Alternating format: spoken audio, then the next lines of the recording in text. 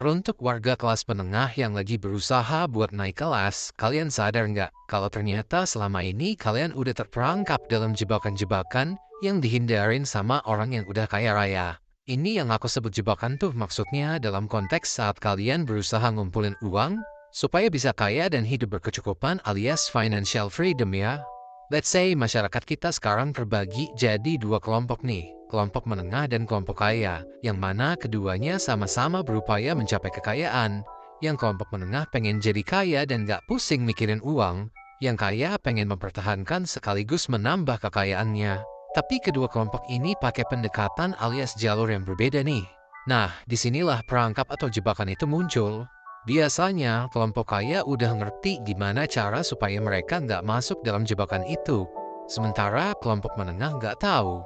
Di video ini kita bakal bahas 8 jebakan yang umum dialami kelas menengah tapi cenderung dihindarin oleh orang-orang kaya. Tapi sebelum breakdown jebakan-jebakan itu, aku mau ngingetin dulu nih ke kalian bahwa ini semua adalah tentang mindset, kebiasaan, dan keputusan kalian dalam mengelola uang ya. Oke, kita bahas 8 jebakan finansial yang membuat orang kelas menengah susah jadi kaya. Pertama, menjalani hidup di luar batas kemampuan. Biasanya kalau kita habis dapat kenaikan gaji atau terima bonus dari pekerjaan, kan jadi kesempatan buat upgrade gaya hidup ya. Bisa beli baju baru, handphone baru. Tapi ternyata habit yang kayak gini tuh akhirnya bermuara pada siklus di mana pengeluaran kita bertambah seiring atau bahkan melebihi pendapatan kita, yang mana membuat kita jadi sulit menabung dan berinvestasi.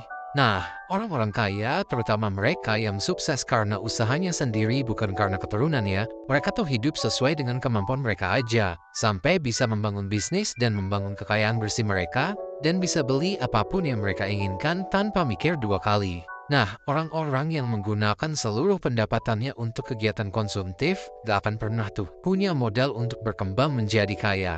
Kedua, gak pandai mengelola utang. Utang tuh sebenarnya ibarat pisau bermata dua deh. Di satu sisi, dia bisa jadi alat untuk memperkaya diri kalau dipakai secara strategis dan produktif. Kayak misalnya buat berinvestasi pada suatu bisnis yang menjanjikan, atau investasi di real estate. Di sisi lain, kalau utang nggak dikelola dengan baik, jadinya nggak terkendali dan bikin kita rugi.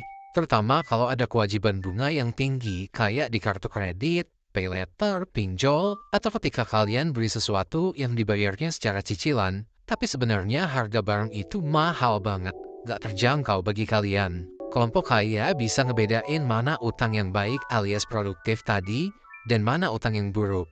Dan lebih pentingnya, orang kaya bisa mengelola keduanya secara efisien. Sementara kelompok menengah masih sulit membedakan utang baik dan utang buruk, dan bahkan gak bisa mengelolanya.